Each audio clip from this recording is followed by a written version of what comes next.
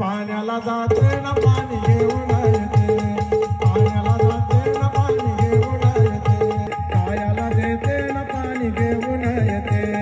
चला तर प्रसादाची तयारी चालू आहे आता, दुसऱ्या दिवसाचं जेवण. अशा प्रकारे आपली पालखी सजून झालेली आहे, बघू शकता. नमस्कार मंडळी, स्वागत आहे तुमचा पुन्हा एकदा आपल्या नवीन यूट्यूब ब्लॉग मध्ये. सो गाईज, आज आहे आपला सप्त्याचा दुसरा दिवस. तो चला आता जाऊया, भजन चालू होणार आणि दुपारून 3 वाजता पालखी निघणार आपल्या गावातून, पूर्ण मस्त मिरवणूक निघणार. सो चला तुम्हाला दाखवतो, आज मजा येणार आज पण. आणि आज ब्लॉग अपलोड केलेला आहे, तो पूर्ण बघा. कालचा ब्लॉग 1 नंबर आहे. सो चला.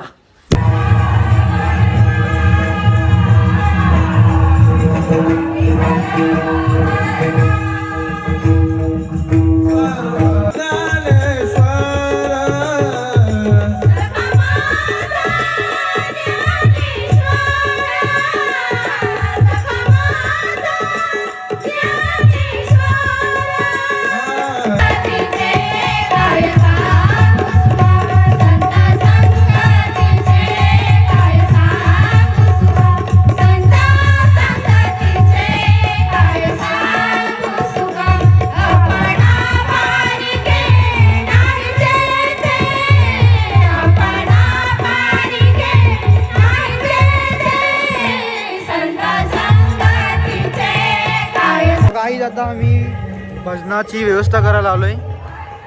मी भाताचा गज पोचवलेला आहे. आता युगांना आणि मी आहे, दोघंच आहे. काहीच आता आम्ही भाजीचा टोप पण आणलेला आहे, गज आणलेला आहे. सर गज वन मॅन शो काहीच आमचा शिर्डीचा फेवरेट गाणे आता बोलत लावले, तुम्हाला आता दाखवतो बघा तुम्ही.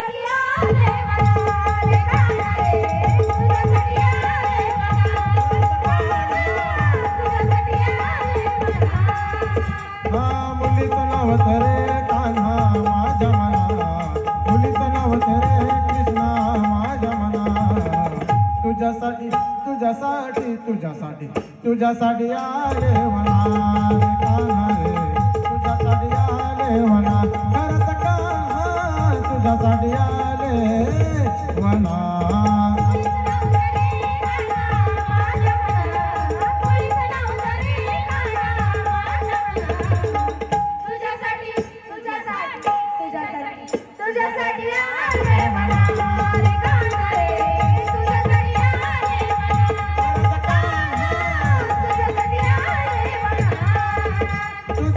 चालीसाठी बघा 4 जण ना, आम्हाला 3 उचलावलेला.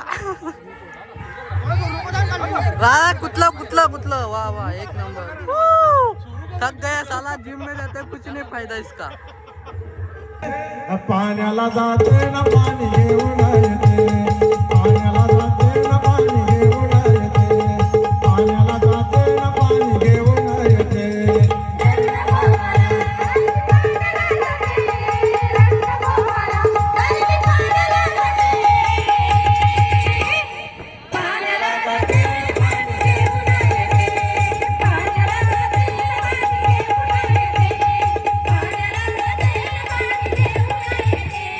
रडू नको बाळा, अरे मी पाण्याला जाते. रडू नको बाळा, अरे मी पाण्याला जाते.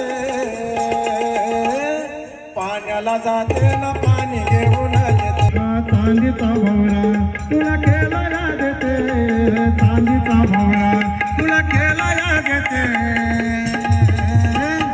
खेळायला देते ना पाणी घेऊन येते, खेळायला देते ना पाणी घेऊन येते, खेळायला देते ना पाणी घेऊन येते. रडू नको बाळा.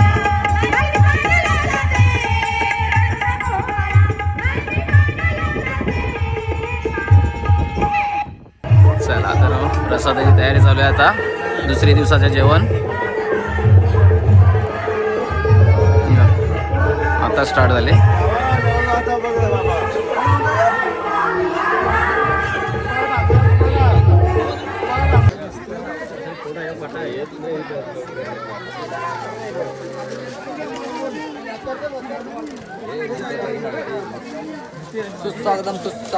सुस्वागतम. बघू शकता तुम्ही, आता आपल्या मराठी शाळेतली मुलं आल्या जेवायला. आता सगळं एकदम कार्यक्रम एकदम ओके मध्ये झालाय. आता थोड्याच वेळात पालखी निघणार आपल्या गावातून मस्तपैकी. सो तुम्ही बघत राहा, पूर्ण व्हाईट फुल एन्जॉय. तो अशा प्रकारे आता आपलं दुपारचं भोजन पण एकदम छान प्रकारे झालेलं आहे. आता थोड्याच वेळात आपली पालखी निघणार आणि पालखीची सजावट बघू शकता. यदू दादा आणि जितेश भाऊ यांच्या हाताने चालू आहे पूर्ण सजावट. आपण पूर्ण झाल्यानंतर तुम्हाला दाखवतोय मी. अशा प्रकारे आपली पालखी सजवून झालेली आहे बघू शकता. आता खूप छान सजवलेली आहे पुरेपूर. प्राईज तुम्हाला हे करायचं असेल, पालखी सजवायची असेल किंवा कुठलीही डेकोरेशन असे असेल फुलांची हवी तर कॉन्टॅक्ट करा यदू दादा यांना या नंबरवर. सजवली एक नंबर टॉप.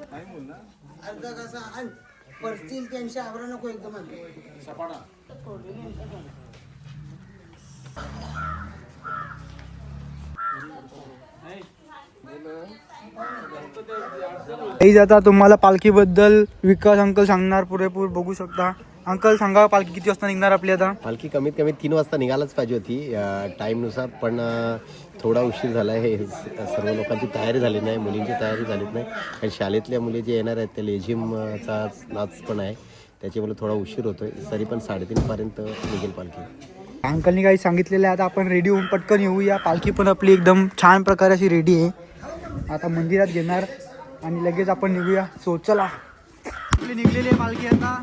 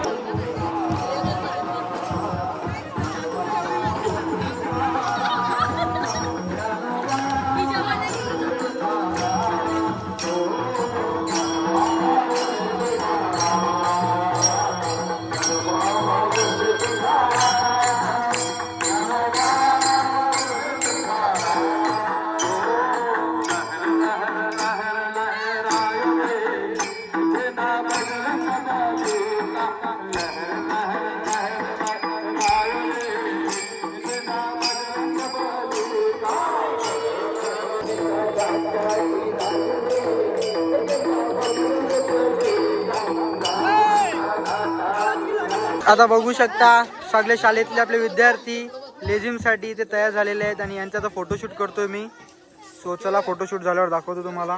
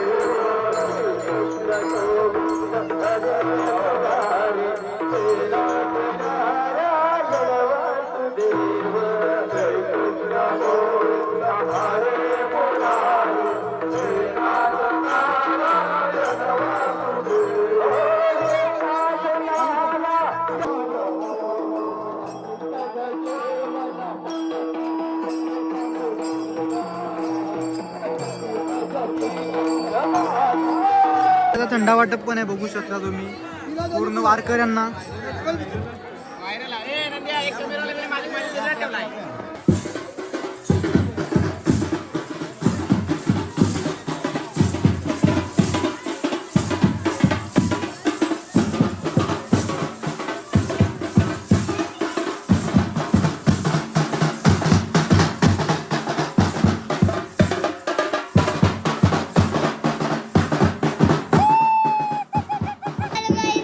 आपल्या दादाला सबस्क्राईब करून घ्या आणि आज आपली इथे सप्ताह बघू शकता तुम्ही.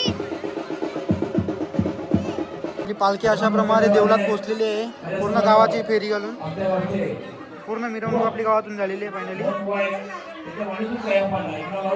घरा आले कृपाळू, घरा आले कृपाळू, घरा आले कृपाळू, घरा आले कृपाळू, घरा आले कृपाळू.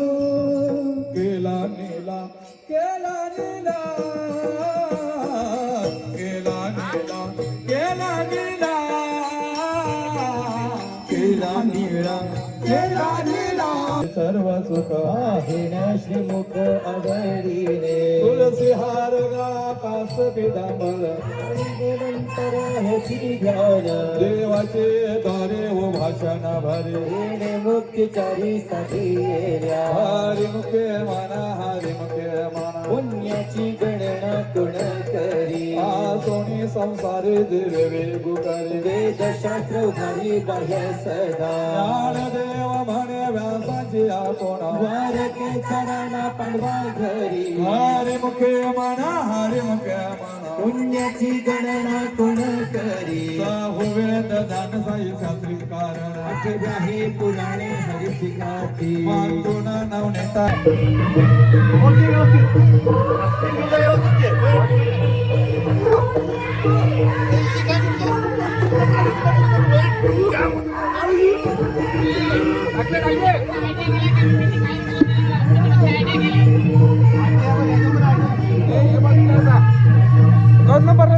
दोन नंबर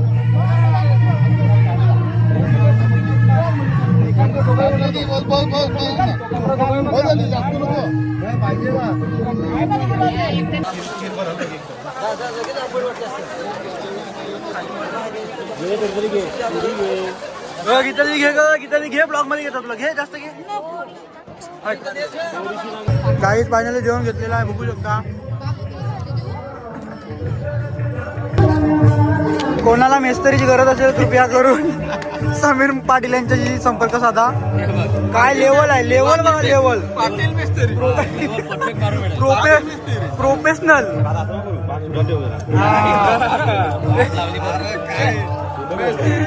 घालवल्या अंडर तुम्ही मेस्तरीच्या. नका काही आता मेस्टरी पडला, मेस्टरीची क्वालिटी गेली.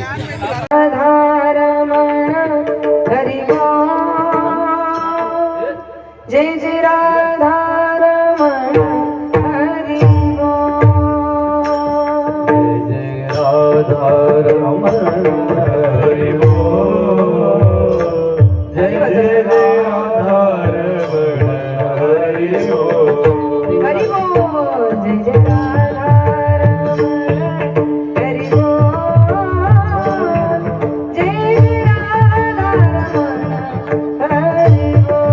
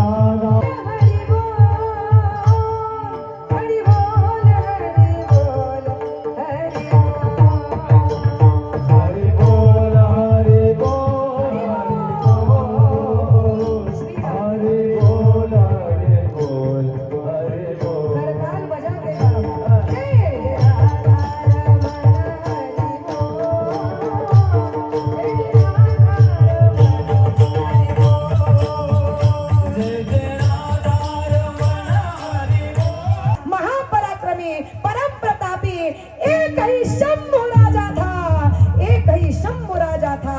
धर्मवीर संभाजी महाराज की विठ्ठल विठ्ठल विठ्ठल कमी केसाची असो किंवा कमी डोक्याची असो, पण आपल्या बायकोवर आपण प्रेम केलं पाहिजे हे मी सांगत नाही, ज्ञानेश्वर महाराज म्हणतात. काय म्हणतात ऐका, हे असो वनिता आपुली कुरूप जरी झाली तरी भोगिता त्याची भली जिया परी.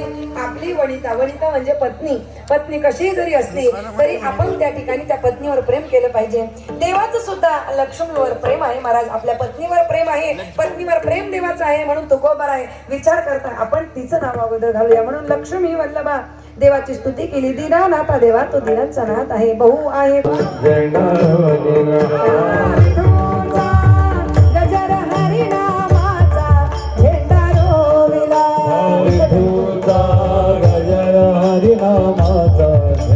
रोविला. या हरीने झेंडा रोविला,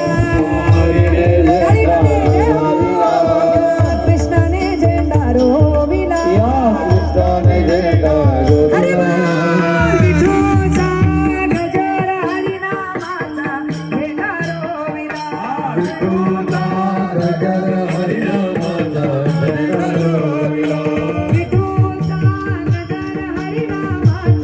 झेंडा रोविला.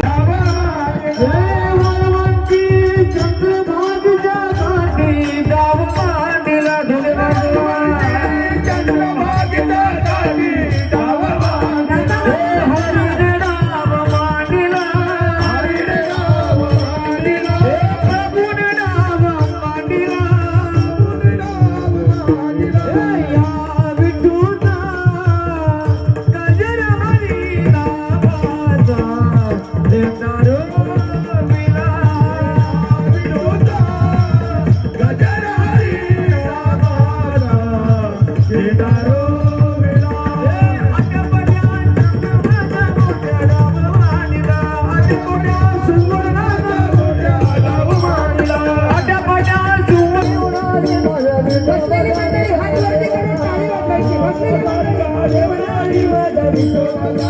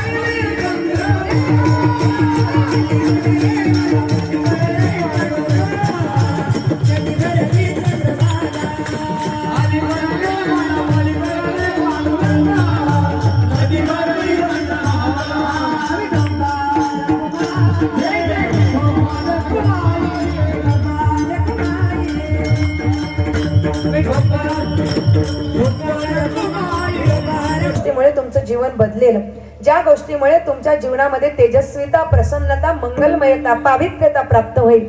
संसारातील गोष्टी कितीही जरी मागितल्या तरी सुद्धा ती मागणी वाढत वाढत वाढत जाते, पण कमी होत नाही. म्हणून मागावं कोणाकडे, तर संतांची मागणी ही आदर्श मागणी आहे. म्हणून तुकोबाराय म्हणतात, देवा मला तुझ्या पायाजवळ ठेव, देवा मला तुझ्या चरणाजवळ ठेव, देवाच्या चरणाची सेवा करणं आणि देवा मला तुझी चरण सेवा दे, अशी मागणी देवाकडे जी संतांनी मागितली तीच आपण मागावी. कारण देवाची सेवा करण्यात जीवनाचा खरा आनंद आहे, देवाच्या नामचिंतनात देवाचा खरा आनंद आहे.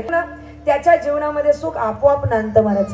त्याला देवाकडे, त्याला इकडून तिकडून सुखाची गरज नाही.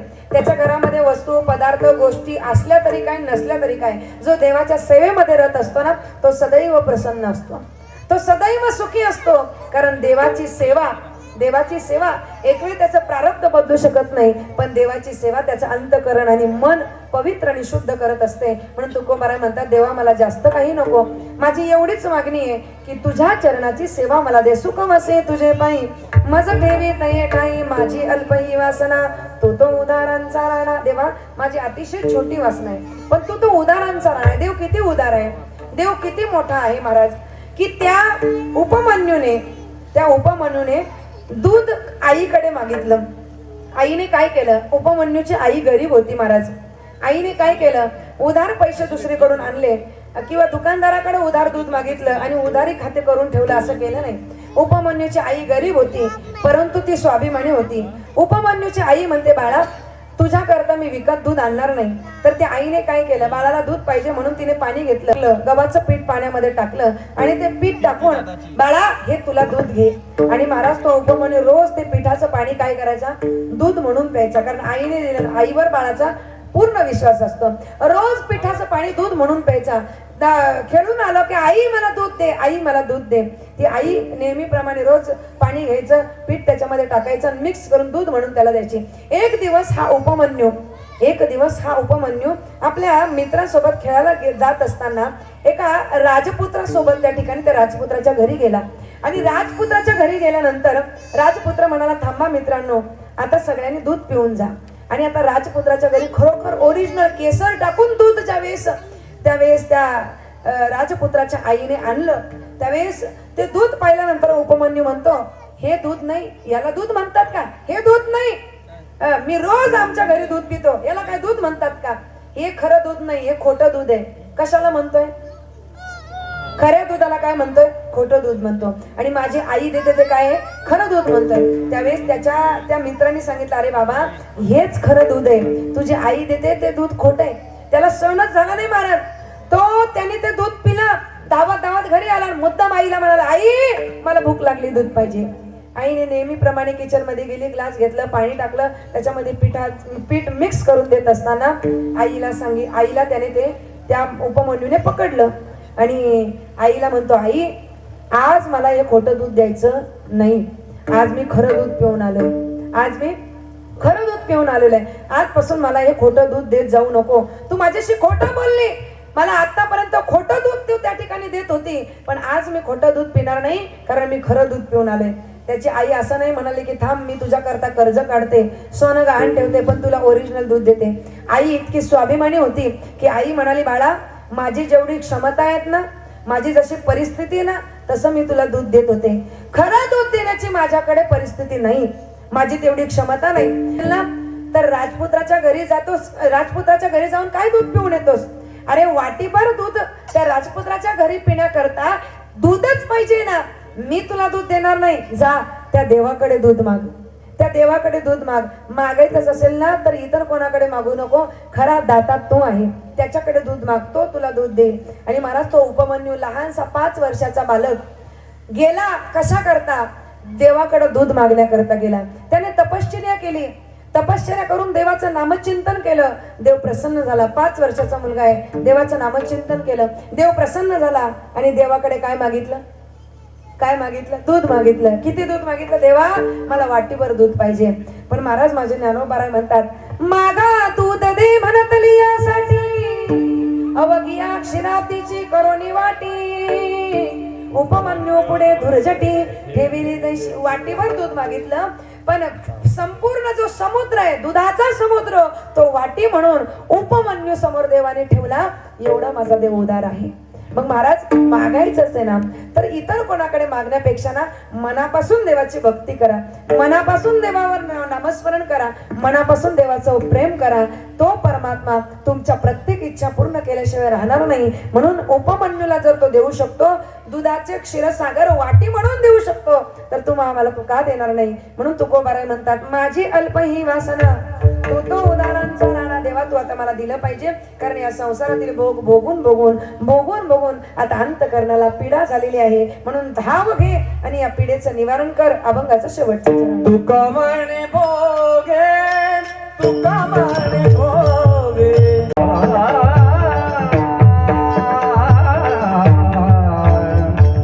मन केले राणी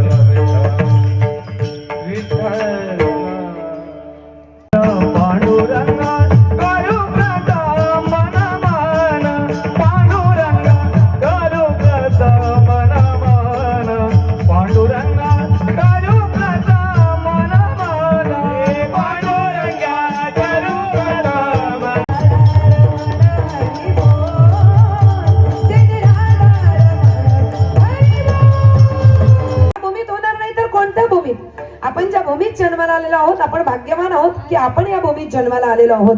कारण ही भूमी जगामध्ये अनेक देश आहेत, अनेक देश जगामध्ये आहेत. माझे गुरुवर्य भाषाप्रभू जगन्नाथ महाराज पाटील सांगतात, अनेक देशांचं जर वैशिष्ट्यपूर्ण वर्णन करायचं झालं तर अमेरिका ही जगाची तिजोरी आहे. अमेरिका ही जगाची काय आहे? तिजोरी आहे. तिजोरीमध्ये काय ठेवतो? वांगा, बटाटा, कांदा, मिरच्या, लसूण. थोडस बोलत चला, का उद्या बोलणार आहे? आताच बोलत चला. अमेरिका ही जगाची तिजोरी, तिजोरीमध्ये आम्ही पैसे ठेवतो. अमेरिका जगाची तिजोरी आहे. जपान जगाचं युद्धघर आहे. चीन जगाची प्रयोगशाळा आहे. थायलंड जगाचं सौंदर्य आहे. दक्षिण आफ्रिका जगाचं प्राणी संग्रहालय आहे. आणि माझा भारत देश हे या संपूर्ण जगाचं देवघर आहे. देवघर. अपन देवघरात आहोत, देवाच्या घरात आहोत. हजारों नहीं लाखों कमी आओगी इस देश में. हिंदी समझते हैं ना आपको? मेरे को भी ज्यादा नहीं आती, जुरुक जुरुक आती है. मेरे को हिंदी आती है क्योंकि हम सिंधी लोगों के बाजू में रहते हैं. हजारों नहीं लाखों कमियां होगी इस देश में, लेकिन मेरे भारत जैसा देश पूरे विश्व में नहीं है. क्योंकि भारत सिर्फ देश नहीं, भारत सिर्फ देश नहीं है, भारत माता कहलाता है. आपण आरोळी देतो, भारत माता की अमेरिका काकी, इंग्लंड मावशी असं म्हणतो का? नाही, भारतालाच माता म्हटलं जातं. ही भूमी पवित्र है. हम उस भारत से आते हैं जहाँ बाण भेद की धरती से धारा निकाल दिया करते थे, एक उंगली पे गोवर्धन उठा लिया करते थे. हम उस भारत से आते हैं. मेरे भारत ने दुश्मनों के लिए फाइटर जेट्स बनाई, संगीन बनाई. मेरे भारत ने दुश्मनों के लिए फाइटर जेट्स बनाई, संगीन बनाई. लेकिन जिंदगी की सांस टूटने लगी तो कोरोना की वैक्सीन भी भारत वालों ने बनाई. असा आमचा महान देश आहे भारत.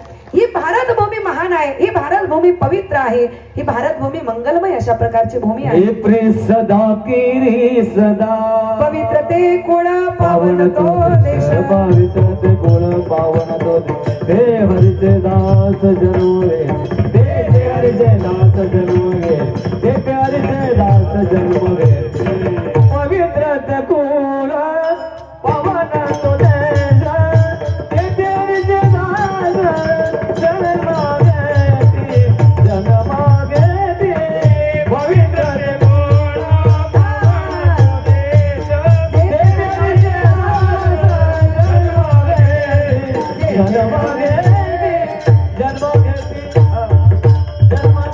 पवित्र ते गुण शिकवा.